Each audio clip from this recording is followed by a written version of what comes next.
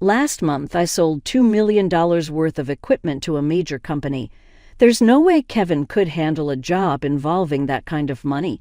It's frustrating dealing with Thomas. It's like wrestling with someone who won't listen. I've given up trying to reason with him. But then, I heard that Thomas got engaged. His fiancée, Anna, is a beauty who could compete in pageants and was the talk of the university. I never thought I'd meet her again as my sister-in-law. Since that day, Thomas has been smitten with Anna and has been giving me a hard time. After the tragic accident that took his first son's life, he came up with something outrageous. "I'm going to marry a widow, Anna. I'm going to divorce you. So get out." "Fine. Here's the divorce papers," I said. I didn't hesitate to write them. "This is my one-way ticket back to my life, and I have to file it myself. I'm Mirabelle Smith, and I'm turning 35 this year. This all happened before I got married. I worked at my father's company and planned to leave once I figured out what I wanted to do. Until then, it was a good place to learn the basics, as my father suggested. Everyone knew I was the boss's daughter and kept their distance. Even after being there for a while, my relationships with colleagues didn't improve. I was always just the boss's daughter. I sometimes regretted joining my father's company so casually because I didn't need to job hunt. I wished I had taken job hunting more seriously. Then someone who blew away all my regrets appeared. "I'm Thomas, new to the company. I still have a lot to learn, but I'm looking forward to working with you." I never imagined that Thomas, who had just joined, would become my husband one day. Right after Thomas joined, I was having lunch alone at my desk during the break. "You're not going out to lunch with everyone, Mirabelle?" "No, I brought my own lunch." "Really? Your lunch looks tasty, Mirabelle." "It's nothing, just leftovers in a Tupperware," I replied, looking back. I think about how awful I used to be at talking to people, but Thomas spoke to me in a way that blew away my uneasiness. "I'm hopeless with household chores, so I really respect that you can manage them. Also, the orientation manual you created was really easy to read. It shows your attention to detail." For the first time, I felt like someone at the company really saw me. "Thank you, I'm glad you said that." "I'm glad too." You finally smiled. That conversation was a turning point, and I started talking more with Thomas. I've encountered countless fleeting relationships in this job, but there was something special about Thomas that set him apart.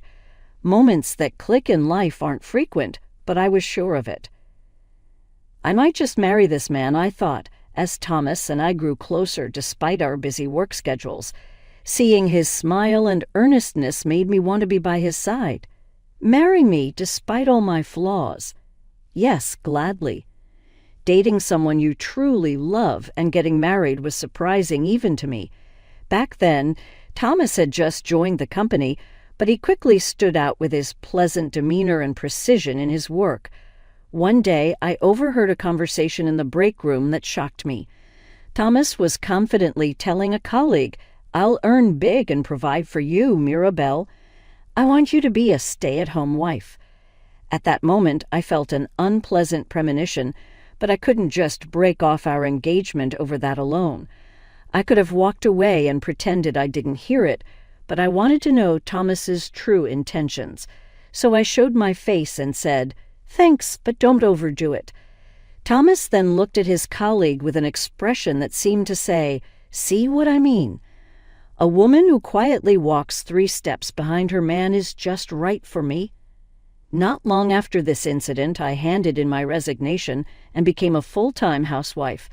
I might be biased, but Thomas is passionate about his work and seems to have the skills to take over the company in the future.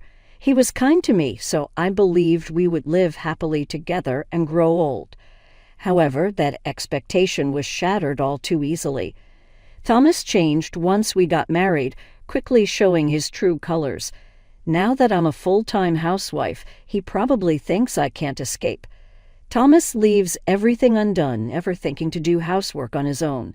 He leaves food where he ate, doesn't clean up, and won't tidy the areas he dirties. If I look away for a moment, The room I just cleaned gets dirty again. If I leave it, he scolds me for the mess. When Thomas is home, I have to follow him around as the house quickly becomes a disaster with no space to even step. "Hey, could you at least wipe up the places you've dirtied?" I asked. Thomas snapped back. "Why? That's your job as a housewife, isn't it? Don't you see I'm deliberately not doing it to avoid taking your job?" "That's ridiculous. I'm doing this for you, for your growth. Don't you see how dismissive that is?" Thomas sighed heavily and let out the last thing I wanted to hear. "I married you because you were the boss's daughter, but I didn't expect you to be this troublesome." The only person who had freed me from the curse of being the boss's daughter was Thomas, and I felt betrayed by him. "So, if I weren't the boss's daughter, you wouldn't have married me?" I asked. Thomas replied with a click of his tongue. "I had to get married for credibility with clients, given my age. Plus, marrying the boss's daughter is bound to be advantageous in the future." He forced me to cut off the conversation and walked away. Lately, it bothers me how Thomas has to dominate every conversation, looking down on others as if they are beneath him. He's especially harsh towards his own brother, Kevin, always trying to prove he's better. Kevin has been involved in mechanical research and development since graduating from grad school, so they're not even on the same playing field. Kevin is just a bookworm. I would never want to be like that. It's uncool and lame, Thomas often says, perhaps out of an inferiority complex, emphasizing how he's superior in the corporate world. I sold $2 million worth of equipment to a major company last month. Kevin, always stuck in his numbers, couldn't handle a job involving that kind of money. I'm sick of Thomas always comparing himself to Kevin, boasting about his own superiority. Then one day at the age of 45, Kevin got engaged. The couple, who met through an acquaintance, hit it off and quickly decided to marry. We were invited to meet the bride's family as Kevin's brother and sister-in-law. "Kevin is getting married? That can't be true. She must be nothing special," Thomas grimaced when he heard the news. "Getting married now. He must have just thrown money at some young woman because he's scared of being alone." It's hard to know how to respond when such strong disdain is openly displayed between brothers, but we decided to go to the meeting anyway since it was a special occasion. When we saw Kevin's bride-to-be, Thomas was at a loss for words. "Wow, seriously, she's as beautiful as Mirabelle and the same age." Thomas was speechless at the bride's beauty, and so was I. Anna turned out to be someone we both knew from university, where we were in the same major. She was always a standout, participating in beauty pageants and often approached by people on the street. I never thought we'd meet again after all these years, and I was surprised for a different reason than Thomas. Kevin's smile said it all. He was thrilled to be marrying Anna.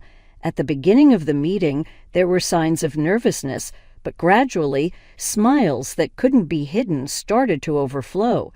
However, as the meeting progressed, one person's expression clouded over, unable to feel happy.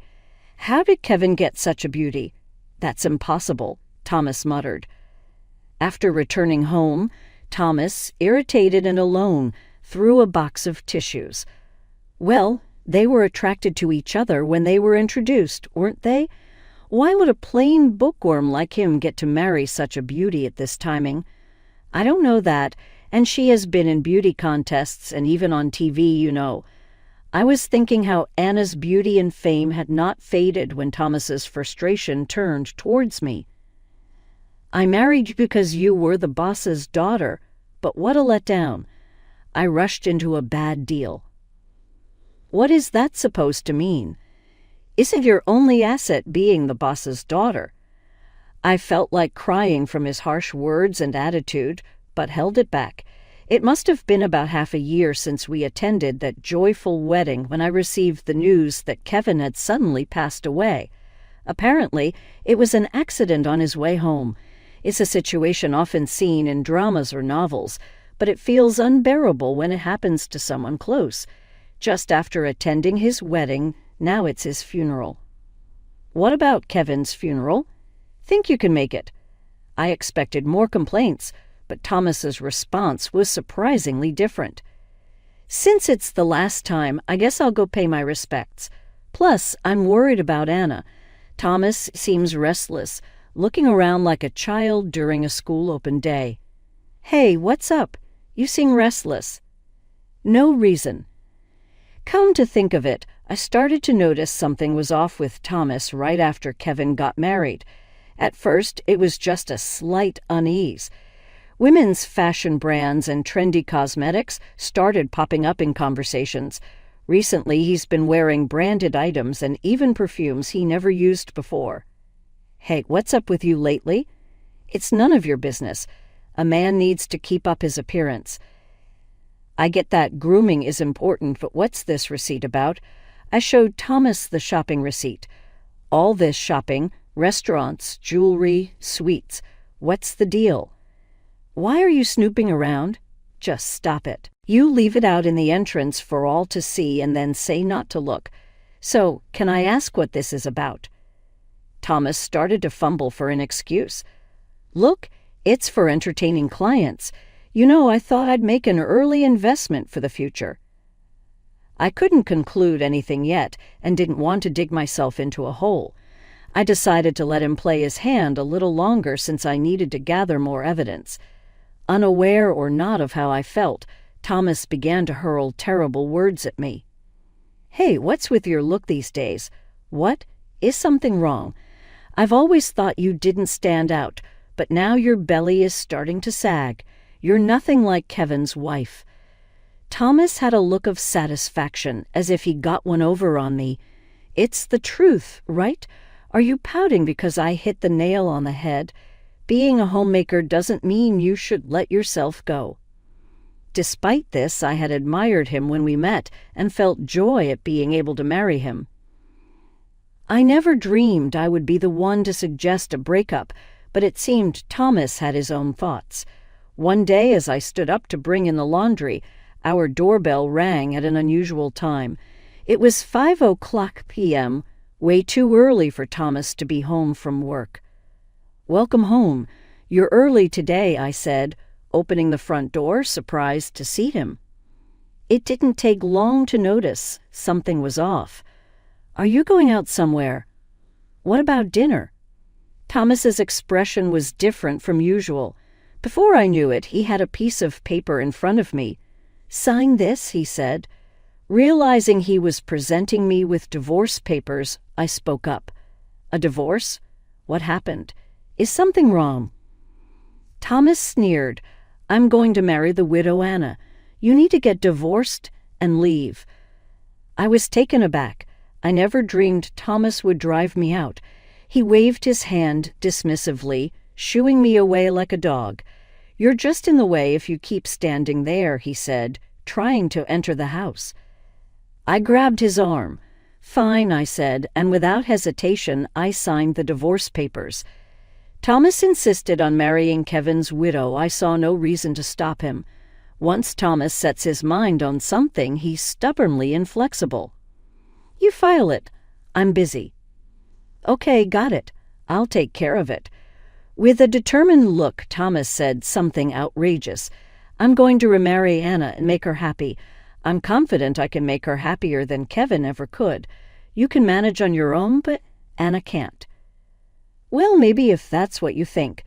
I was tired of the hassle and just nodded along nonchalantly. I didn't have many belongings to begin with.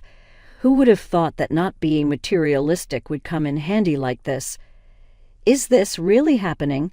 Am I the one who has to leave? Of course. Why should I, the head of the Smith family, be the one to leave? I was shocked he was still saying such things. At the same time, I realized that nothing I said would get through to Thomas anymore, so I made my decision. The furniture arrives tomorrow, and I've cleared out the nuisance. Now everything's set for Anna to move in. It's going to be busy. Thomas was humming a tune and dancing around, ignoring me. I quickly left the house and returned to my parents' house for the first time in years.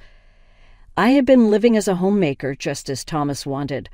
I decided to stay with my parents for a while to figure out how I would live moving forward. They were initially surprised, but warmly welcomed me, accepting my decision, for which I am truly grateful. I thought I might as well try the popular work-from-home trend, and it surprisingly suited me well. I could work at my own pace and in my favorite place without dealing with annoying workplace politics. Here, I'm not the president's daughter. I'm just a freelancer. I feel fortunate to have discovered work from home due to my divorce. One day I went out to a cafe in the city for a change of scenery. The cafe, known for its beautiful view, is one of my favorites. It's quite busy on weekends, but today, being a weekday, it wasn't too crowded. In the quiet, I was relaxing, reading a book, and listening to music when I heard voices arguing. It was 4:00 p.m. on a weekday, a typically peaceful time. I lifted my head, wondering what was happening. I recognized the faces and heard the exchange, though I wished I hadn't. It gave me a headache. Today I've come prepared to make you happy. Forget about Kevin and be happy with me. Will you marry me? Thomas was proposing to Anna, holding out a ring. I never expected to witness Thomas proposing to Anna. Surprised by the sudden event, I hid my face behind the magazine. I watched, holding my breath. Anna stared at the ring box and finally spoke. Me and Thomas, she said with an innocent smile, lightly waving her hand and laughing.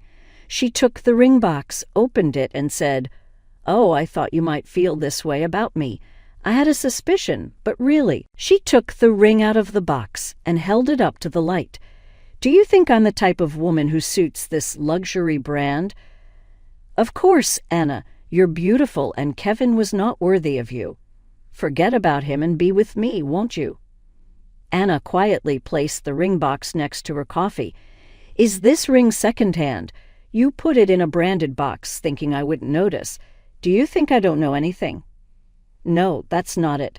I just wanted to protect your smile. That's why I got divorced." Anna sighed softly, pointing at the ring. "At first glance, the box seems genuine, but this ring looks like it came from a pawn shop or recycled shop. Did you think I wouldn't notice?" Thomas seemed at a loss for words. Anna continued pressing the point. "Don't underestimate me. First off, the brand of the box and the ring itself don't match. The ring and stone don't fit the rank. You probably bought just the box on some app and picked up the contents from a pawn shop, right?" It seemed I hit the nail on the head as Thomas began to falter. I almost burst out laughing from behind my cover. "What? Why? And most of all, this part is evidence you tried to erase the previous engraving and repurpose it for proposing to me, right? A proposal ring in a luxury brand box, but the contents are secondhand. That's so typical of Thomas, always caring about appearances, but lacking substance." At Anna's words, Thomas stood there speechless, unable to respond. Suddenly, the serious expression on his face turned foolish. "I work in the jewelry industry, so I know a thing or two. Did you really think you could fool me with such a clumsy attempt?" "No way Kevin could have caught a woman like that," Thomas muttered to himself, biting his nails. Anna added insult to injury. "I've been meaning to say this, but you're the one who kept sending gifts unilaterally after I married Kevin. I've told you several times to stop because it was bothersome. Did you think? Was I that kind of woman? No, of course not. You think I don't understand anything. That's why you do these things, and that's why I can't come to like you." Suddenly cornered, Thomas became flustered. "But my love is genuine. I love you, Anna, and that's why I wanted to help you." "Help me? I never asked for your help, did I?" Anna looked perplexed.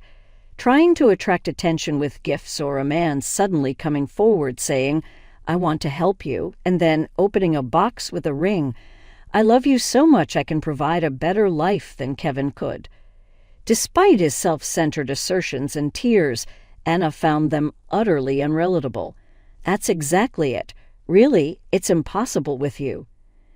Thomas started to say something, but then covered his mouth with his hand. Thomas, it's always about you. Who wants to live with someone like that? Because I work for a well-known company, I can provide a comfortable life. If you just do a part-time job at the supermarket, that'd be enough, Thomas said. Anna put her hand on her head and sighed heavily. What? Just a part-time job at the supermarket? Or did you prefer being a housewife? Well, that's fine too. Thomas spoke as if making a concession. I hate people who impose their ways on me the most. Kevin never once imposed his ways on me. He was gentle, and he respected me, Anna said. Surprised by Anna's words, Thomas suddenly stood up. I silently watched as the chair clattered and rolled away. Really, it's his broad-mindedness and supportiveness that I loved. That's why I had no doubts about marrying Kevin.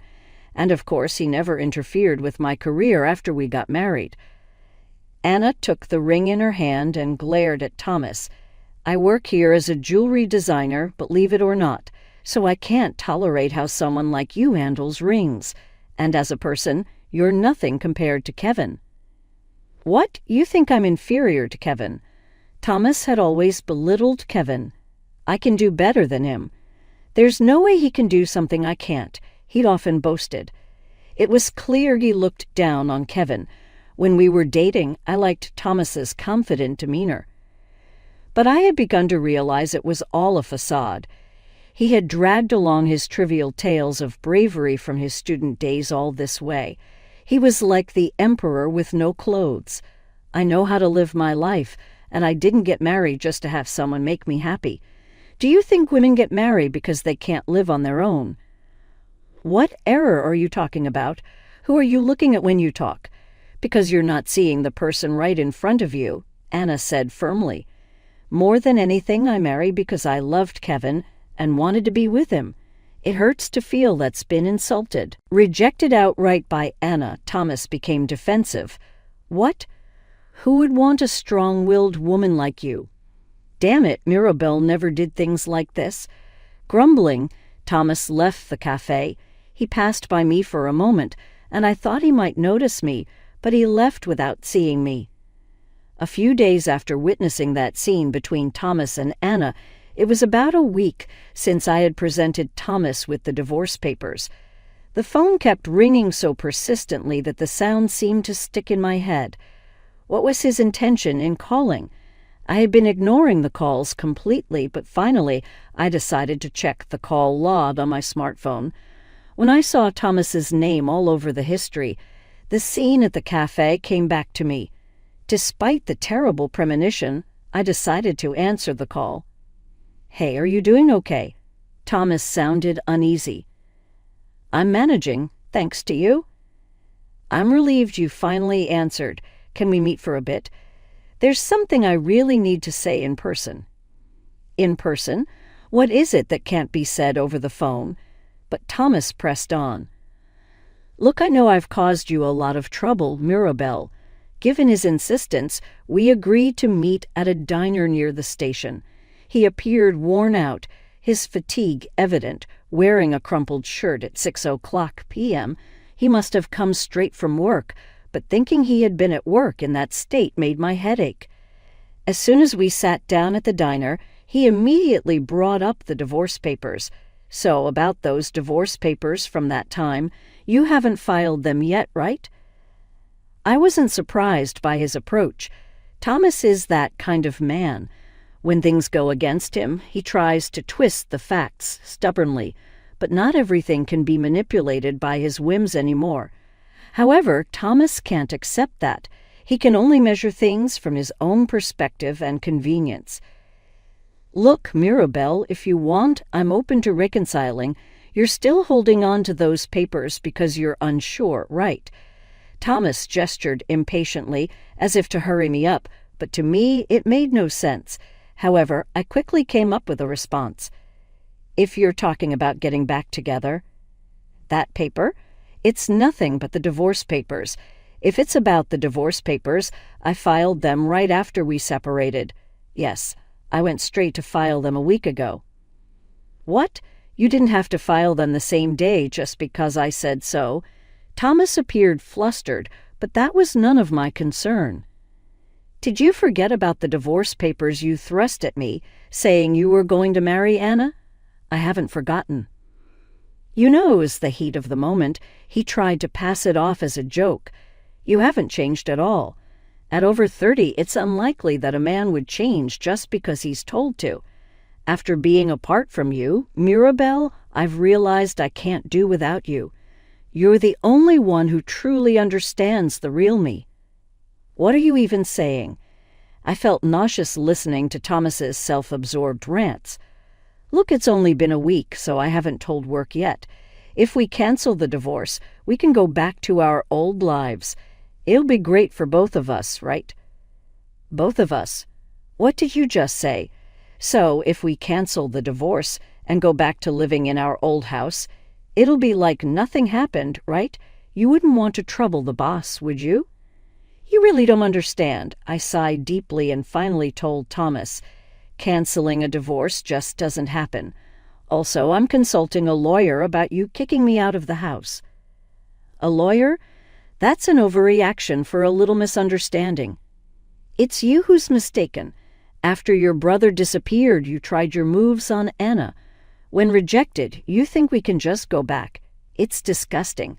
I haven't forgotten that you kicked me out. Thomas started sweating profusely. Also, did you forget that the house is mine?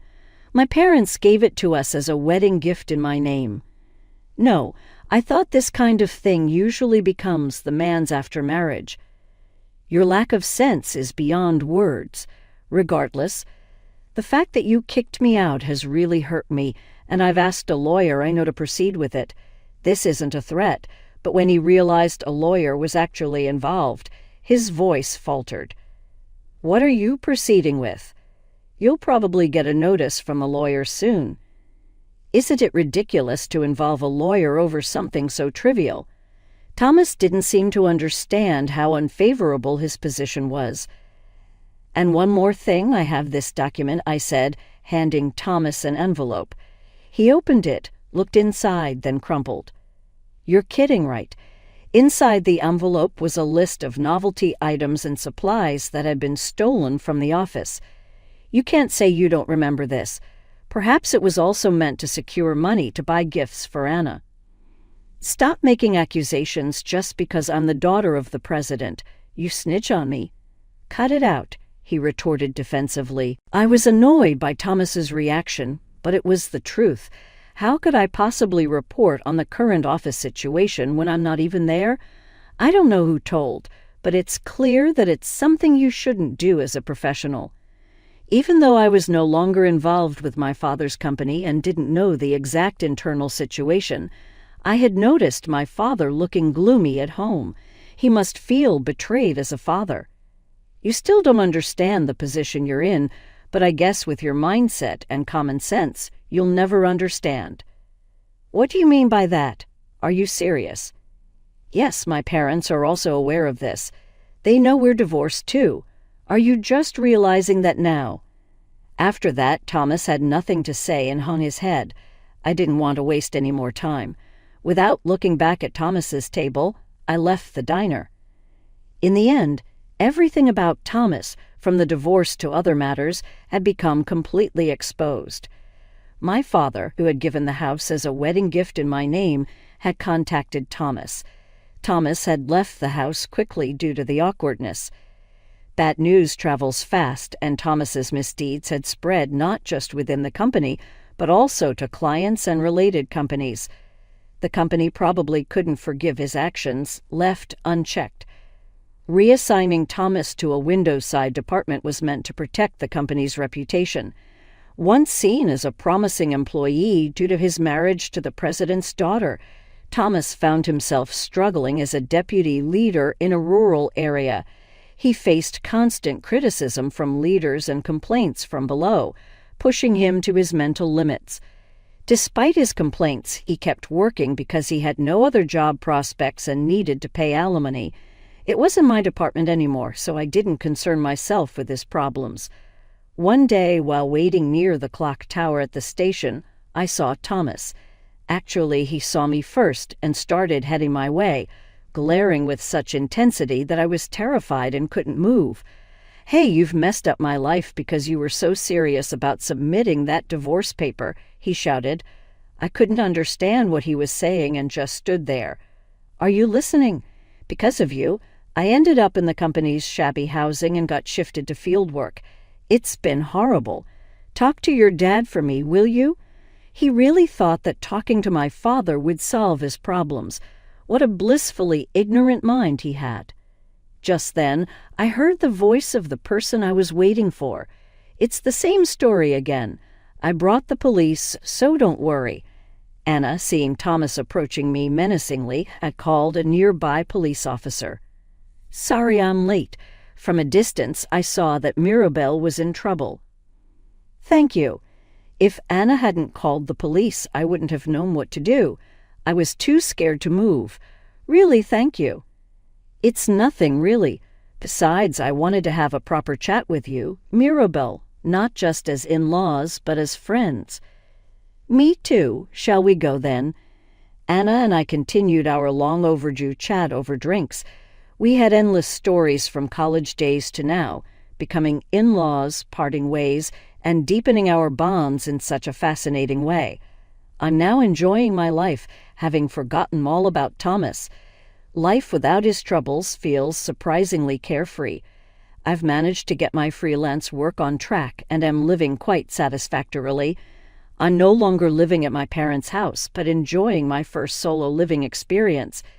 Initially, my parents contacted me every day, worried, but now the frequency has decreased, and we've found the right balance. Sometimes I still ponder what that past was all about, but it's pointless to dwell on it. I want to cherish my fulfilling life now.